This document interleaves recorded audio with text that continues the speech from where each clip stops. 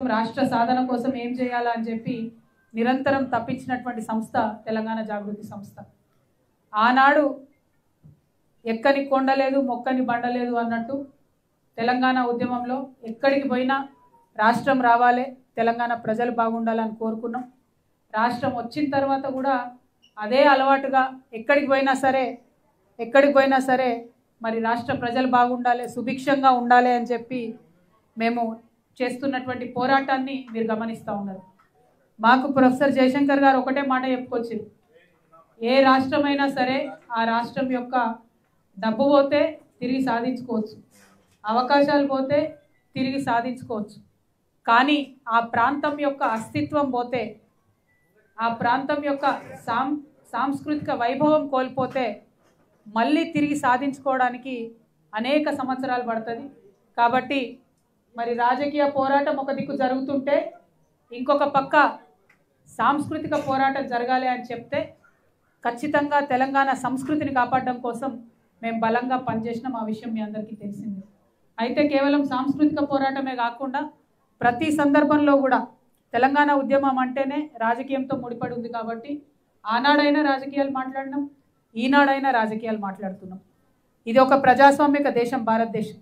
ఈ భారతదేశంలో ఒక పరిస్థితి మారాలన్నా, ఒక నిర్ణయం తీసుకోవాలన్నా, ఒక మార్పు సమాజంలో రావాలన్నా అది రాజకీయ ప్రక్రియ ద్వారా జరుగుతుందనే విషయం మనందరికీ తెలుసు. కాబట్టి ఆనాటికి ఈనాటికి ఎప్పుడు తెలంగాణ జాగృతి మేము ఒక సంస్థగా ఉన్నా రాజకీయాల గురించి మాట్లాడడం, రాజకీయాల్ని ప్రభావితం చేయడం, తద్వారా ప్రజలకు మేలు చేయడం అనేటటువంటి సదుద్దేశంతో మేము పనిచేస్తూ ఉన్నాం. మీరు లేచిగా ప్రెస్ వాళ్ళకు ప్లేస్ చేయండి. అశోక్, అర్జున్ కూర్చోబెట్టుకోండి, కనబడుతుంది కదా ఎదురుగా, కూర్చోండి బ్రదర్. ఇంకా ప్రెస్ మిత్రులు ఉంటే కూర్చోబెట్టుకోండి, కార్యకర్తలు నిలబడండి. అయితే ఒక జిల్లాలు మరి ఉన్నాయి, వాటిని కూడా పర్యటించబోతూ ఉన్నాం. ఈ లోపల ఎలక్షన్ కోడ్ వచ్చింది కాబట్టి కామారెడ్డి జిల్లా తర్వాత స్వల్ప మార్పు చేసుకొని మరి మేము హైదరాబాద్, మేడ్చల్ జిల్లాలలో మా జనంపాట కార్యక్రమాన్ని కొనసాగించబోతా ఉన్నామని ఈ సందర్భంగా మళ్ళొకసారి ప్రజలందరికీ తెలియజేస్తూ, ఇన్నిగానం ఛానల్ ఉన్నాయా మీ కామారెడ్డి? ఇంకా వస్తున్నాయా?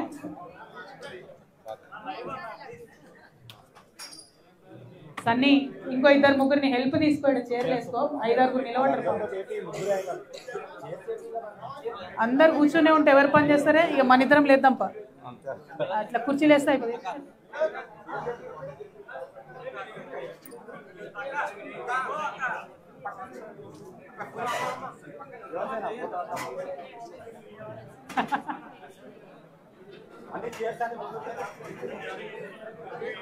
ఉండండి వాళ్ళు. అయితే జాగృతి జనం బాట కార్యక్రమంలో భాగంగా మరి మేము కామారెడ్డికి రావడం జరిగింది.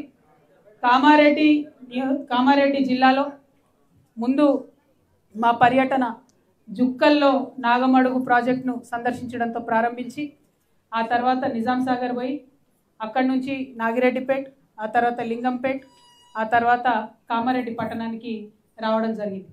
మరి మీ అందరికీ తెలుసు కామారెడ్డి ఈ మధ్య వార్తలలో ఉన్నది. ఎందుకోసం అంటే విపరీతమైనటువంటి వర్షం వచ్చి కామారెడ్డి పట్టణంలో చాలా కాలనీలు నీట మునిగినటువంటి పరిస్థితి. అయితే కామారెడ్డికి ఉండేటటువంటి ఆ ప్రత్యేక పరిస్థితి దృష్ట్యా ముఖ్యమంత్రి రేవంత్ రెడ్డి గారు పర్యటనకు రావడం జరిగింది. ఆగస్టు 27-28 తేదీల్లో భారీ వర్షాలకు కామారెడ్డి అతలకుతలం అయిపోయి ఈ జిల్లాలో ఉన్న 94,000 ఎకరాల్లో వరి, పత్తి, మొక్కజొన్న, సోయా ఈ కూరగాయల పంటలన్నీ కూడా, వాటితో పాటు కూరగాయల పంటలన్నీ కూడా దెబ్బతిన్నాయి. మరి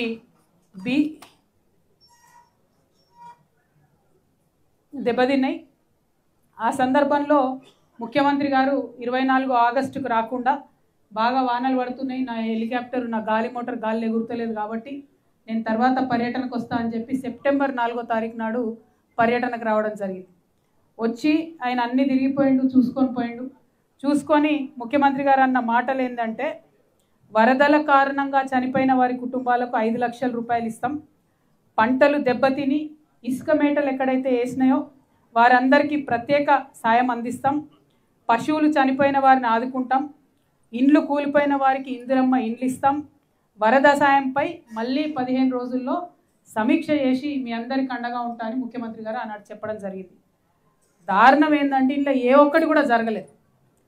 కేవలం ఒక 400 ఇండ్లకు 11,000 రూపాయలు తక్షణ సహాయం కింద అందించి బయటపడ్డారంటే ఇంతవరకు ప్రభుత్వం నుంచి ఎవరు కూడా వెనక్కి తిరిగి చూసిన పరిస్థితి లేదు. నిన్న మేము పోయి మరి ఏదైతే పంటలు మునిగిపోయినటువంటి రైతులు వారి కుటుంబాలతో మాట్లాడితే వాళ్ళ బాధ కాదు, దాదాపు 2-3 ఫీట్లు ఇసుక పేరుకపోయి ఉన్నది. దాంతోపాటు కొట్టుకొచ్చినటువంటి రాళ్ళు రప్పలు కనీసం ఆ పొలం పొతం చేసుకొని చేద్దామంటే కూడా పని వారి దగ్గర ₹1 లేనటువంటి పరిస్థితి. ఎందుకంటే ఇండ్లకిండ్లు కొట్టుకపోయి కట్టుబట్టలతో రోడ్డు మీద ఉన్న పరిస్థితి. మరి ప్రభుత్వం మాత్రం కనీసం తిరిగి వెనక్కి చూస్తలేదు. ఈ ముఖ్యమంత్రి గారు ఆనాడు కామారెడ్డి నుండి కూడా పోటీ చేసిండు. మరి చాలా మంది ఆయనకు కూడా ఆ రోజు ఓటేసిండ్రు. ఇవాళ కొడంగల్ మీద ఏదైతే ప్రత్యేకమైన శ్రద్ధ పెట్టి ముఖ్యమంత్రి గారు పనిచేస్తున్నారో కామారెడ్డి మీద మాత్రం సీత కన్ను వేసినారని చెప్పక తప్పలేదు. ₹1 కూడా కామారెడ్డికి రాలే. దాంతోపాటు ముఖ్యమంత్రి గారు వెళ్ళేటప్పుడు తొవ్వల బ్రిడ్జ్ కూడా చూసుకుంటూ పోయాను. లింగంపల్లి టు కామారెడ్డి వచ్చే మధ్యలో ఉండే బ్రిడ్జ్ కొట్టుకపోయింది. అది దాన్ని కూడా ఆయన అక్కడ ఆగి చూసిండు. ఎంత దారుణం అంటే ఇంత నాగరిక ప్రపంచంలో కామారెడ్డి టు లింగంపల్లి మళ్ళీ మీదికి అది జుక్కల దాకా పోతుంది. ఆ బ్రిడ్జ్ కొట్టుకపోతే 2 నెలల పాటు మీరందరూ కూడా వార్తలు రాసి అలసిపోయినారు. ఈ పక్క బస్సు దిగాలి, 30 ఫీట్ల లోతుకు నడవాలి, ఆ పక్క పోవాలి, అక్కడ ఆటో పట్టుకొని మళ్ళీ ఊరు దాకా పోవాలి. అటువంటి పరిస్థితుల్లో 2 నెలలు కామారెడ్డి ప్రజలు ఇబ్బంది పడితే తర్వాత కాంట్రాక్టర్కి ఇస్తే ఆయన వచ్చి మట్టి పోసిపోయాడు. ఇప్పుడు కూడా నిన్న మేము రాంగ్ ఆగి చూసినాం, ఓన్లీ మట్టి రోడ్డు ఉంది. మళ్ళీ వాన పడ్డా ఇంకోటైనా ఒక పెద్ద లారీ అయినా బస్సు అయినా ఎప్పుడు ఏమవుతుందో తెలియని పరిస్థితి అక్కడ ఉన్నది. అయినా కూడా కనీసం కాంగ్రెస్ ప్రభుత్వం శ్రద్ధ పెట్టకపోవడం చాలా అన్యాయం, ఇది దారుణం. ఇక్కడ షబ్బీర్ అలీ గారు ఉన్నారు.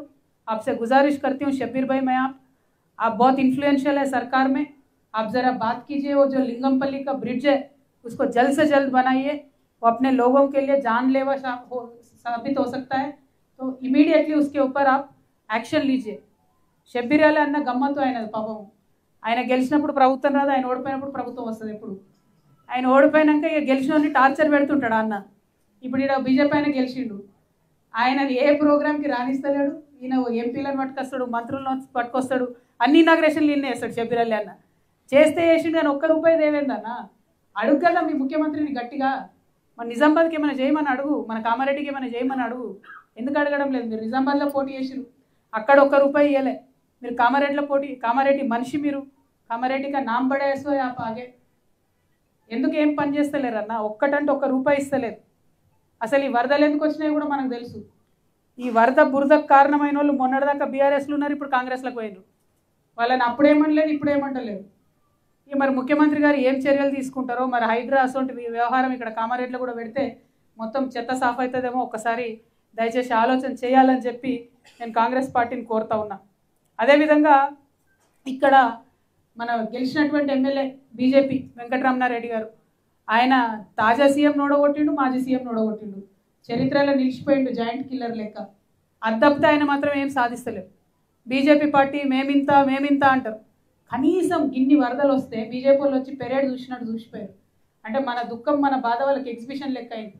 ₹1 ఇచ్చిరానే. అదే గుజరాత్లో వరదలు వస్తే 800 కోట్లు ఇచ్చారు. ఎలక్షన్ ముంగడ బీహార్లో వస్తే 800 కోట్లు ఇచ్చారు. ఏమైంది? ఎందుకు ఇయ్యారు? పట్టదా? మీ కామారెడ్డిలో మీ ఎమ్మెల్యేనే గెలిచింది కదా, బీజేపీ పిలుచుకొని ఇవ్వచ్చు కదా ఒక ₹2. భారతీయ జనతా పార్టీకి తెలంగాణ అంటే పట్టి లేదు అనడానికి ఇది పెద్ద నిదర్శనం. ఇంతకన్నా పెద్ద కష్టం ఏమొస్తుంది? నడి బట్టలతోని మన రోడ్ల నిల్చునే పరిస్థితి వచ్చింది కామారెడ్డి ప్రజలకు. ఇట్లాంటి టైంలో కూడా బీజేపీ ఆదుకోకపోతే ఇంకెప్పుడు ఆదుకుంటుంది? ఎందుకోసం ఓటేయాలి? వెంకటరమణారెడ్డి గారిని నేను కోరుతా ఉన్నా, మీరు చారే పాపం ఎన్నికల్లో గెలవడానికి ఆపద మొక్కులు చాలా మొక్కులు మొక్కిండ్రు. నేను వాటి గురించి అడుగుతలేను. అది అడిగితే మీ ఆస్తులు అమ్ముకొని గుళ్ళు గోపురాలు కట్టియాల్సి వస్తుంది మీరు. ఎందుకంటే ప్రతి వాడకట్లో మీరు ప్రామిస్ చేసిరు. సరే, అవన్నీ పక్కన పెడితే మీరు యుద్ధం చేయండి ప్రభుత్వం మీద, కావాల్సినవి తెప్పియండి. ఏదైతే ముఖ్యమంత్రి గారు ఇక్కడ నుంచి పోటీ చేసి ఓడిపోయిండో ఆయన ఇచ్చిన మాటలు నిలబెట్టనియండి, దానికోసం పోరాటం చేయండి. ఎందుకోసం చేస్తలేరు? ఎందుకు కాంప్రమైజ్ అవుతారు మీరు? వెంకటరమణారెడ్డి గారు, మీరు బీజేపీ వాళ్ళతో కొట్లాడి నిధులు తేవాలి, కాంగ్రెస్ వాళ్ళతో కూడా కొట్లాడి నిధులు తేవాలని చెప్పి నేను డిమాండ్ చేస్తూ ఉన్నా. అదేవిధంగా మరి కామారెడ్డికి చాలా ప్రత్యేకత ఉన్నది. ఎందుకోసం ప్రత్యేకత ఉన్నది? ఇక్కడి నుంచే నవంబర్ 10, 2023 నాడు బీసీ డిక్లరేషన్ చేసిరు. ఈ కాంగ్రెస్ వాళ్ళు ఇక్కడ లోకల్ నాయకులు చెప్తే వాళ్ళ మాటలు ఎవరు నమ్మరని చెప్పి పక్క రాష్ట్ర ముఖ్యమంత్రి బీసీ బిడ్డ సిద్ధరామయ్య గారిని తీసుకొని వచ్చి మరి ఇక్కడ బీసీ డిక్లరేషన్ చేసి సైలెంట్ కూరుకున్నారు. వీళ్ళని ఎవరు అడగరు అనుకున్నారు బీసీల గురించి. మేము ఆనాడు కూడా అడిగినాం, మీరు 42% బీసీలకు రిజర్వేషన్ వస్తా అన్నారు. ఉమ్మడి నిజామాబాద్ జిల్లాలో కామారెడ్డి నిజామాబాద్ కలిపితే 2023 ఎన్నికలల్లో ఒక్క బీసీకి కూడా కాంగ్రెస్ పార్టీ టికెట్ ఇవ్వాలి, ఒకటంటే ఒక బీసీకి. ఆ రోజు అది కూడా చెప్పినాం. అయినా సరే బీసీ బిడ్డలు ఆనాడు కాంగ్రెస్ పార్టీని నమ్మిండ్రు, సిద్ధరామయ్య గారిని చూసిండ్రు, ఓట్లేసిరు, గెలిపించారు. కానీ వాగ్దానం చేసి మీరు మర్చిపోయారు. మీరు మర్చిపోయినా తెలంగాణ జాగృతి మర్చిపోలేదు. మేము వెంటబడ్డాం. మీరు పూలే విగ్రహం పెట్టాలని అడిగినాం, మీరు అమ్మ సావిత్రిబాయి పూలే యొక్క జన్మదినం అఫీషియల్గా చేయాలని అడిగినాం, కామారెడ్డి డిక్లరేషన్ యథాతథంగా అమలు చేయాలని ఈ రాష్ట్రంలో ఉన్న అన్ని జిల్లా కేంద్రాలు తిరిగి రౌండ్ టేబుల్ సమావేశం పెట్టి అసలు కామారెడ్డి డిక్లరేషన్ ప్రజలు మర్చిపోకుండా చేసిందే తెలంగాణ జాగృతి సంస్థ. ఒకటి కాదు, రెండు కాదు, బీసీ డిక్లరేషన్లో మీరు అనేక మాటలు ఇచ్చారు. ఆ మాటలన్నిటి మీద కూడా మేము వెంటబడ్డాం. మా పోరాట ఫలితంగా ఇలా ఒకటి కాదు 2 బిల్లులు వచ్చినాయి. మేము 3 బిల్లులు పెట్టాలని అడిగినాం వాస్తవానికి, కానీ ఒకటి కాదు 2 బిల్లులు వచ్చినాయి. ఆ 2 బిల్లులు వస్తే అవి ప్రెసిడెంట్ దగ్గర ఇరుక్కున్నాయి. మళ్ళీ మేము వార్నింగ్ ఇచ్చినాం బీజేపీకి, కాంగ్రెస్కి, మీరు కనుక ఖచ్చితంగా ఆర్డినెన్స్ తీసుకొచ్చి బీసీలకు 42% రిజర్వేషన్ ఇవ్వకపోతే రైలు రోకో చేస్తామని చెప్పిన మానాడు. చేస్తామని చెప్తే తెల్లారికల్లా గవర్నమెంట్ ఆర్డినెన్స్ పెట్టింది. ఆ ఆర్డినెన్స్ మళ్ళా గవర్నర్ దగ్గర ఆగిపోయి ఉన్నది. కాబట్టి ఈ అంశాలన్నిటి మీద కూడా సీరియస్గా ఫైట్ చేస్తున్నాం. ఖచ్చితంగా బీజేపీ మీద కొట్లాడతాం, కాంగ్రెస్ మీద కొట్లాడతాం. బీసీ బిల్లు సాధనలో మేము ముందుంటామని ఈ సందర్భంగా నేను తెలంగాణ ప్రజలందరూ కూడా తెలియజేస్తూ ఉన్నాను. అదేవిధంగా బీసీ డిక్లరేషన్ అంటే కేవలం రిజర్వేషన్ కాదు, ఎంబీసీలకు మినిస్ట్రీ ఇస్తామన్నారు. ఇంతవరకు దాని జోలికే పోలే.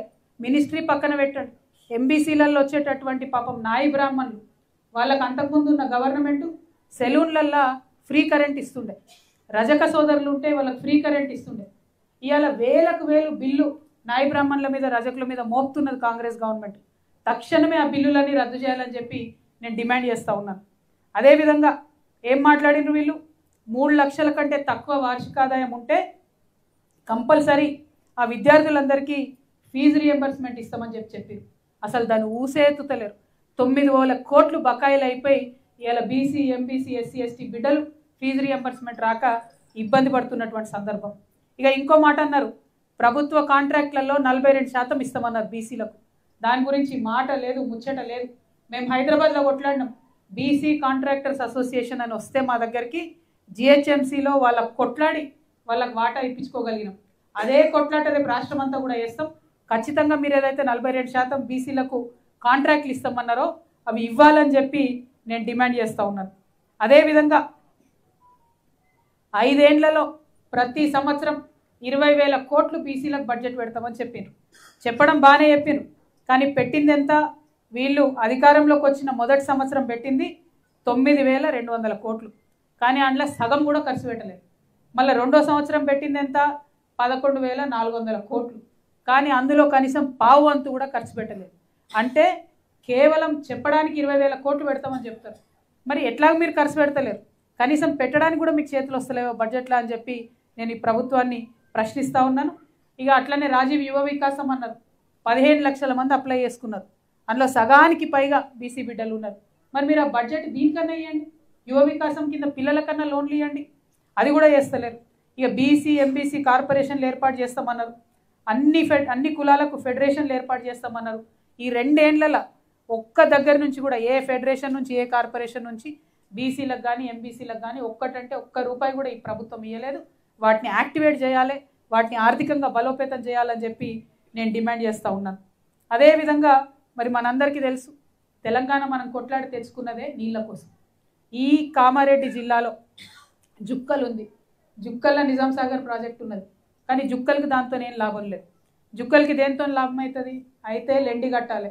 ఇప్పుడు ఆ లెండికి మహారాష్ట్రకు, తెలంగాణకు పంచాయతీ ఉంది, చాలా ఏళ్ళ నుంచి అది పెండింగ్ ఉంది.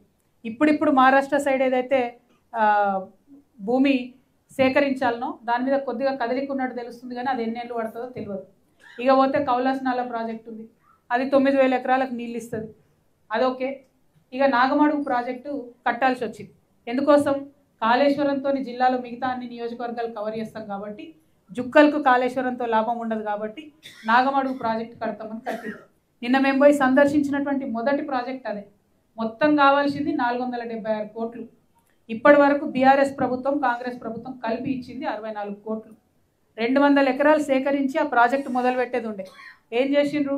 12 ఎకరాలు సేకరించిండ్రు. ఆ సేకరించిన 12 ఎకరాలు మెగా కంపెనీకి ఇచ్చిండ్రు. నువ్వు ఈడ పంప్ హౌస్ కట్టు బాబు అని చెప్పిండ్రు. ఆయన తవ్వుతున్నాడు, కట్టుకుంటున్నాడు. అది కూడా బంద్ పెట్టిరు మధ్యలో 6 నెలలు. నిన్న జాగృతి కార్యక్రమం ఉందంటే మళ్ళీ ఊరికి వచ్చి ఇంజనీర్లు అందరూ వచ్చి అక్కడ నిలబడి దాన్ని ఏదో నడిపించే ప్రయత్నం చేసిండ్రు. ఇంతవరకు కూడా ల్యాండ్ అక్విజిషన్ కాలేదు. 476 crores 64 crores ఇచ్చిండ్రు. అంటే ఈ లెక్కన నాగమడుగు ప్రాజెక్టు ఫినిష్ అవ్వడానికి ఇంకా 10-12 ఏళ్ళు అవుతుంది తప్పితే జుక్కల ప్రజలకు మాత్రం నీళ్ళు వచ్చే పరిస్థితి లేదు.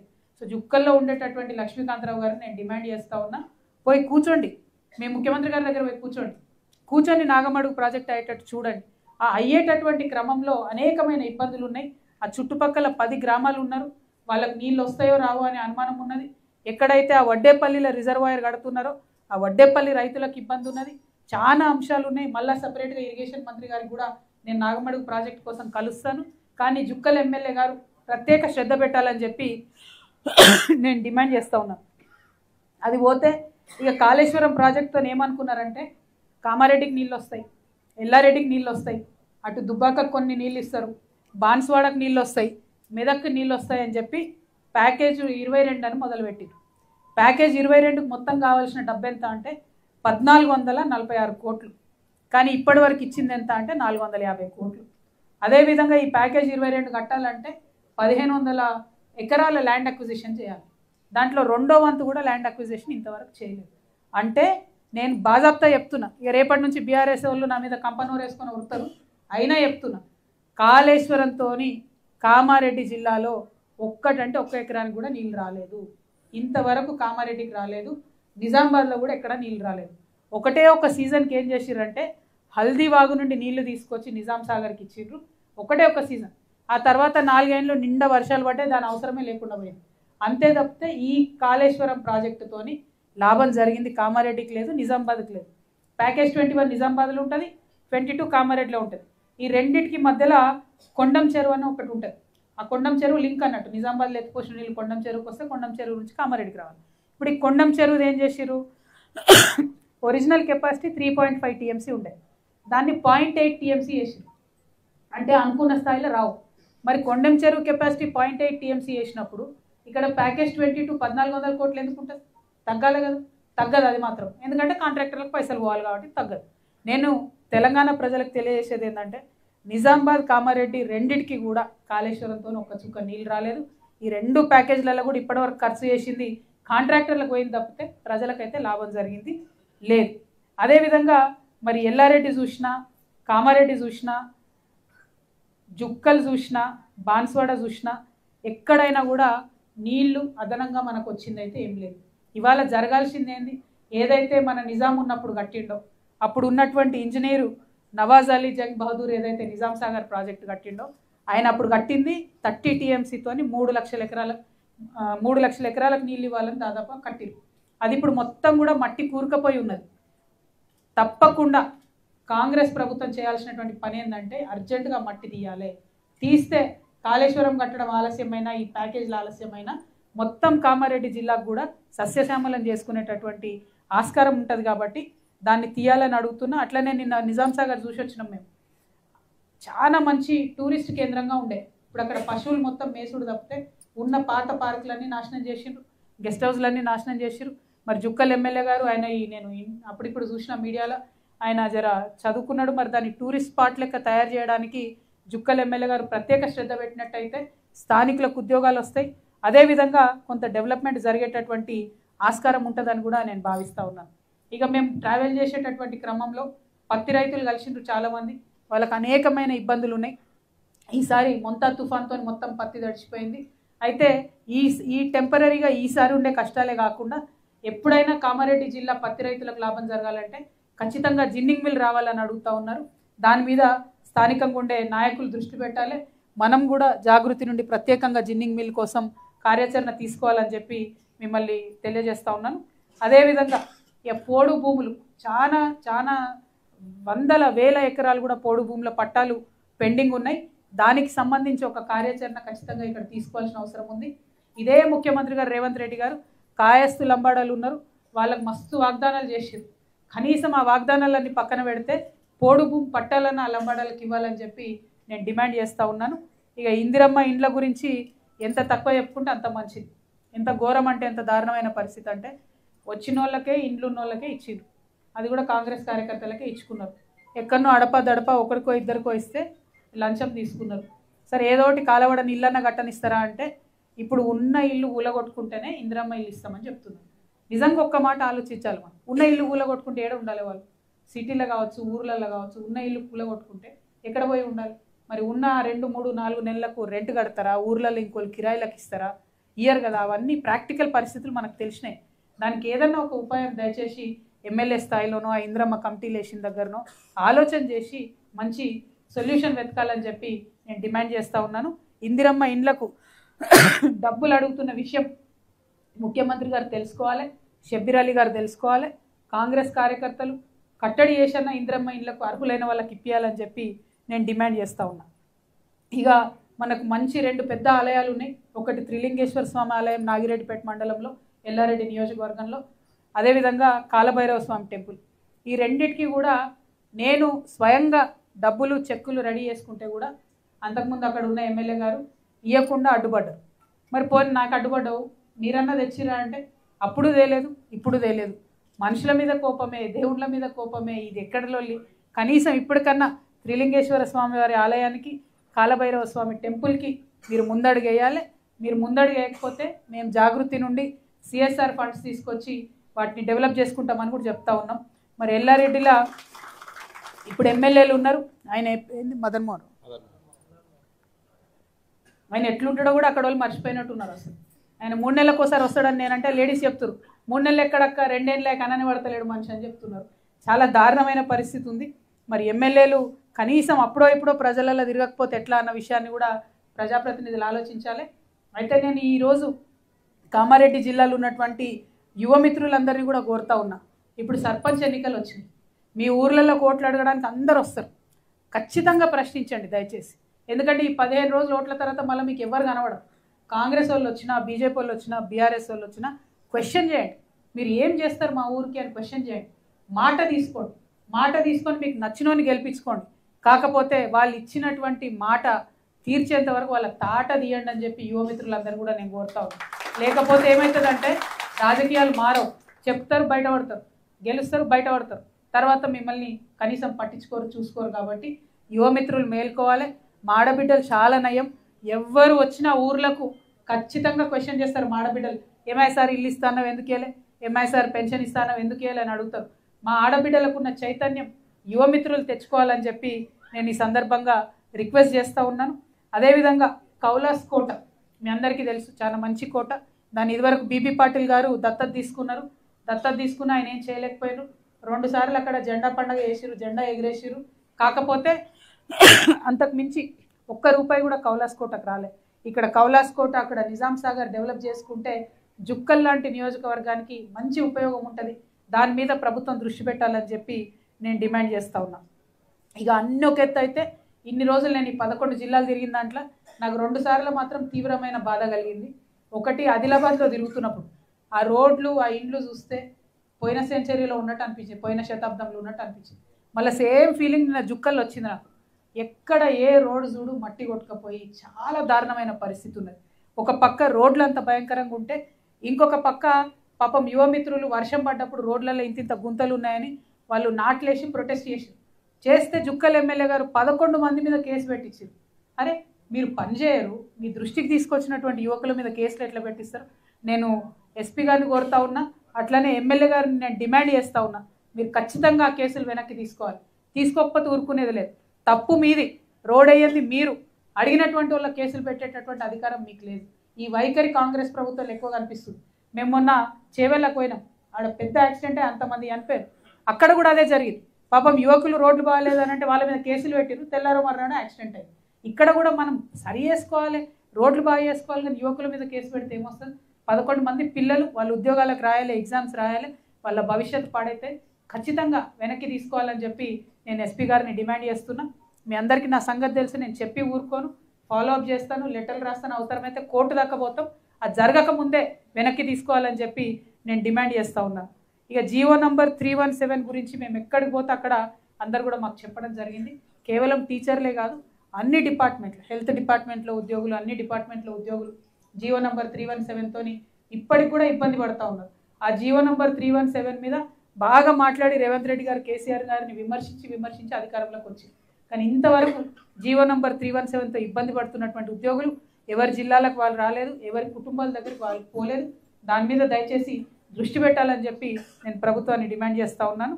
ఇక నిన్న అన్నిటికన్నా లాస్ట్ కలిసినటువంటి కార్యక్రమం, పాపం ఇక్కడ రైల్వే ట్రాక్ మీద గొర్రెలను మేపుకుంటూ ఉంటే సుధాకర్ కుర్మా అనేటటువంటి రైతు చనిపోయిండు, యువ రైతు, గొర్రెల కాపరి, పాపం అతను చనిపోయిండు.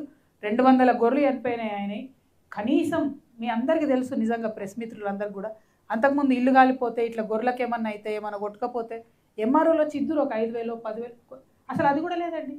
ఆ కన్సర్న్ లేదు ఈ ప్రభుత్వం. నేను 11 జిల్లాలు తిరుగుతున్నా కదా, కనీసం బేసిక్ ఇమీడియట్ సహాయం కూడా చేస్తలేరంటే గంత ఎందుకు అలసటగా తీసుకుంటున్నారు, ఎందుకు అలసుగా తీసుకుంటున్నారు అర్థమైతలేదు.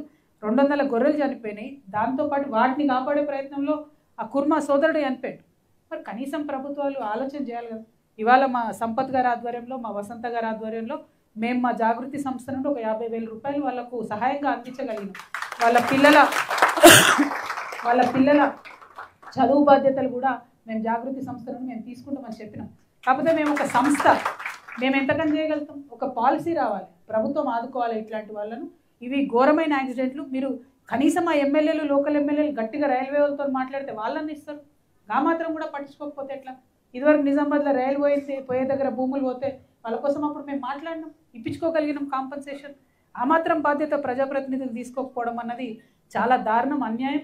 దీని మీద చాలా బలంగా మరి పోరాటం చేయాలి. మీరు రైల్వే వాళ్ళతో కూడా కొట్లాడాలి, మీరు ఇచ్చుడు కాదు, రైల్వే వాళ్ళతో కూడా కొట్లాడాలి. అదేవిధంగా ఈ గొర్రెలకు సంబంధించి చూసుకున్నట్టయితే 2వ విడత పంపిణీ కంప్లీట్గా ఆగిపోయినటువంటి పరిస్థితి కనబడుతున్నది. మరి డీడీలు కట్టించుకున్నారు, ఇంతవరకు కట్టింది ఆ గవర్నమెంట్లో, ఇప్పుడు ఈ గవర్నమెంట్ వచ్చి కూడా 2 ఏళ్ళే, కానీ ఇంతవరకు గొర్రెలు ఇస్తలేరు. ప్రాబ్లం ఏంటంటే మా యాదవ సోదరులు, కుర్మ సోదరులు పెద్ద రేవంత్ రెడ్డి గారి లెక్క ధనవంతులు ఉండరు కాబట్టి వాళ్ళు మిత్తిలకు తెచ్చుకుంటారు, అక్కడిక్కడ అప్పులకు తెచ్చుకొని డీడీలు కట్టుకున్నారు. మరి ఇప్పుడు మీరు 2-3 ఏళ్ళు అవుతుంది ఇవ్వకపోయేసరికి అప్పులు వడ్డీలు మీద పడి ఇబ్బంది అవుతుంది. తక్షణమే మీరు గొర్రెలు ఇవ్వాలని చెప్పి నేను డిమాండ్ చేస్తూ ఉన్నాను. మరి అదేవిధంగా ఇక చాలా సమస్యలు ఇచ్చిండు మా సంపత్ భాయ్, కానీ ఇక ఈ సమస్యలన్నీ చెప్పుకుంటూ పోతే నాకు ఇక్కడనే సాయంత్రం అవుతుంది. ఓవరాల్గా ఒక్క విషయం మాత్రం అర్థమవుతుంది, మా జాగృతి జనం బాటలో ఎక్కడ సమస్య ఉంటే అక్కడికి జాగృతి వెళ్ళి పరిష్కరించే ప్రయత్నం, ప్రభుత్వాల దృష్టికి ఆ సమస్యలు తీసుకొచ్చేటటువంటి ప్రయత్నం. దీర్ఘకాలిక సమస్యలు అంటే ఇరిగేషన్ లాంటివి అయితేనేమో వాటిని వేరే రకంగా అప్రోచ్ చేస్తున్నాం, తక్షణం పరిష్కారమయ్యే సమస్యలను ఒక రకంగా అప్రోచ్ చేస్తున్నాం, ఇమీడియట్గా మా చేతనైనంత సాయం చేసే దగ్గర మా చేతనైనంత సాయం చేస్తున్నాం. బట్ అల్టిమేట్గా ప్రతి 5 జిల్లాలకు ఒకసారి మాత్రం యాక్షన్ టేకెన్ రిపోర్ట్ అనేది ఇస్తాం, ప్రభుత్వాలు ఏం చేస్తున్నాయో చెప్తాం, ఎక్కడైతే చట్టపరంగా చర్యలు తీసుకోవాలో వాటి మీద కూడా పోరాటం చేస్తామని ఈ సందర్భంగా తెలంగాణ ప్రజలందరికీ తెలియజేస్తూ, మరి కామారెడ్డి జిల్లాలో నిన్న అపురూపమైనటువంటి స్పందన లభించింది. లింగంపేట ప్రత్యేకించి మా సంపత్ భాయ్ వాళ్ళ సొంత ఊరు, అక్కడ పెద్ద ఎత్తున బోనాలతోని ఎదుర్కొని మా ఆడబిడ్డలు గంటలు నిలబడి స్వాగతం పలికిండ్రు. వారందరికీ ధన్యవాదాలు. బైక్ ర్యాలీతో మా యువ మిత్రులు ఉత్సాహంగా సాగిండ్రు. ఆటోకి సంబంధించి ఆటో మొత్తం జాగృతి వాళ్ళ ఆటో జాగృతి యూనియన్ నుంచి అల్తాఫ్ గారి నాయకత్వంలో పెద్ద ఎత్తున ఆటో ర్యాలీ చేసిండ్రు. ఆటోలలో కూడా ఈ కాంగ్రెస్ ప్రభుత్వం మోసం చేసింది. ఖచ్చితంగా ఆటో వాళ్ళకు వెల్ఫేర్ బోర్డు పెట్టాలి, 12,000 రూపాయలు ఏదైతే ఇస్తామన్నారో సంవత్సరానికి అది ఇవ్వాలని చెప్పి నేను డిమాండ్ చేస్తూ ఉన్నాను. మరి ఇట్లా అనేకమైనటువంటి అంశాలను టచ్ చేసుకుంటూ మా పర్యటన సాగుతూ ఉన్నది. ఇంకా సగం పొద్దున్న ఇవ్వాలి కామారెడ్డి అంతా, ఇంకా చాలా సమస్యలు ఉన్నాయి, కానీ వీటి గురించి మళ్ళొక సందర్భంలో కూడా చెప్పడం జరుగుతుందని మీకు తెలియజేస్తూ మీ అందరి దగ్గర కూడా సెలవు తీసుకుంటున్నాను. Thank you. జై తెలంగాణ, జై తెలంగాణ.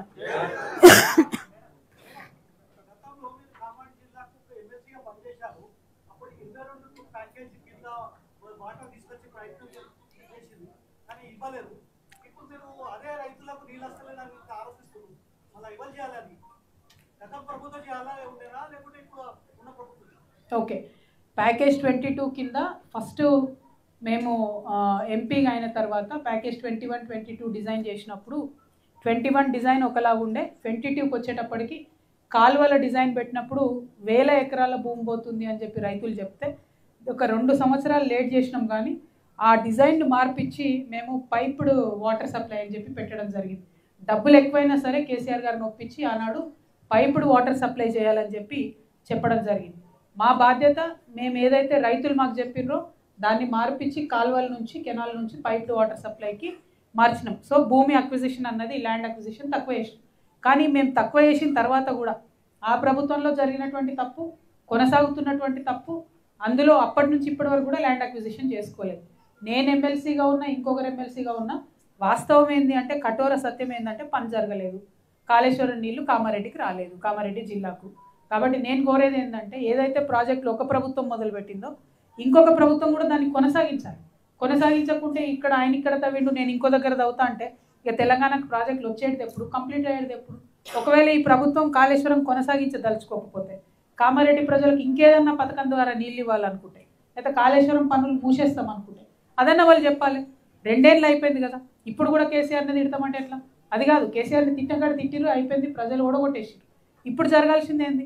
కాళేశ్వరం ప్రాజెక్టు కామారెడ్డిలో ఉన్నది, ముందట్టుకోవాలి. దానికి ఈ ప్రభుత్వం ఏం చేస్తుంది? ఆ విషయం వాళ్ళు చెప్తలేరు. దయచేసి మీరు వారిని కూడా నిలదీయవలసిందిగా నేను కోరుతా ఉన్నాను.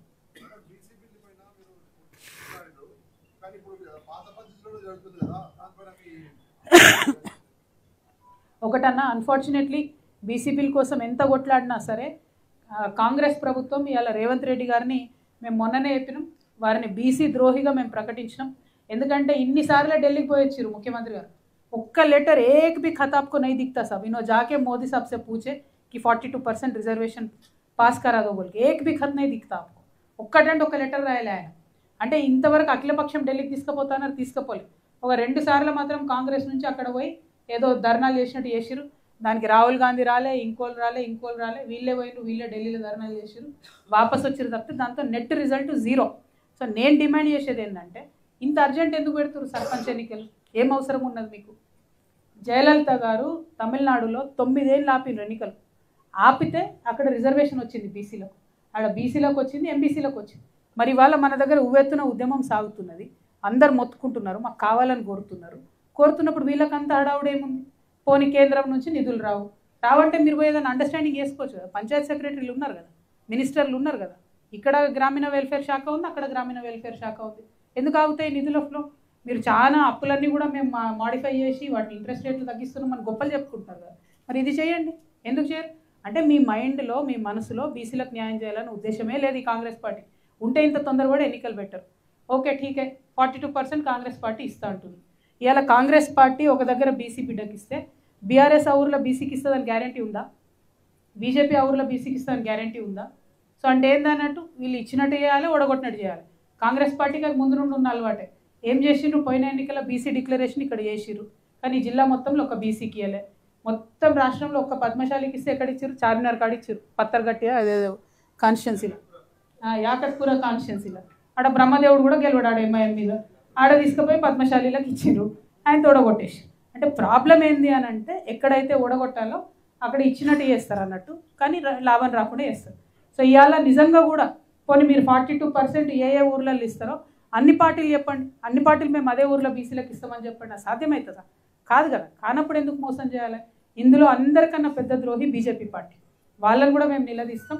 రెండవ ద్రోహి కాంగ్రెస్ పార్టీ, వాళ్ళని కూడా ఖచ్చితంగా మేము నిలదీస్తాం. Thank you. జై తెలంగాణ. ఫీ రీఎంబర్స్మెంట్ గురించి చాలా కొట్లాడినాం బ్రదర్, మీరు కూడా చూసారు. కౌన్సిల్లో కూడా బలంగా వాదనలు వినిపిస్తే ఆనాడు ముఖ్యమంత్రి గారు దిగొచ్చి మేము పాతది కొత్తది అన్నీ కలిపి ఎవ్రీ మంత్ ఇన్స్టాల్మెంట్స్ క్లారిటీగా ఇస్తామని చెప్పిన తర్వాత ఇవ్వకపోతే కాలేజ్ యాజమాన్యాలు మళ్ళీ వాళ్ళు ధర్నా చేస్తామన్నారు.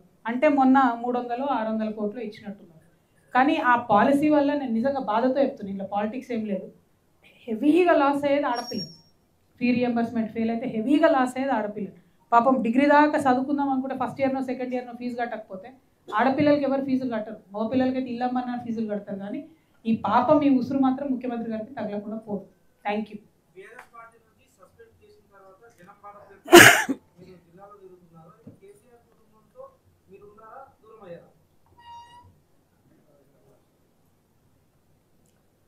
అంటే నన్ను కుటుంబం నుండి దూరం చేసినామని చెప్పి దూరం చేయాలని చెప్పి చేసినటువంటి కుట్రలో భాగంగానే నన్ను బీఆర్ఎస్ పార్టీ నుండి సస్పెండ్ చేయడం జరిగింది. అయితే మీకు నేను ముందే చెప్పిన ఇంట్రొడక్షన్లో కూడా మా కుటుంబంలో ఏమైపోయిందంటే ఉద్యమము, రాజకీయము, ప్రజల పట్ల ఉండే ప్రేమ, కమిట్మెంటు అన్నీ కలిసిపోయి ఉన్నాయి. సో రాజకీయం వేరు, కుటుంబం వేరు, పార్టీ వేరు, ఉద్యమం వేరు అని చూసే పరిస్థితి లేదు. ఇవాళ నా తల్లిదండ్రుల నుండి నన్ను దూరం చేసినా కూడా నేను నా మరో కుటుంబం అనుకునే తెలంగాణ కుటుంబం కోసమే పనిచేస్తాను.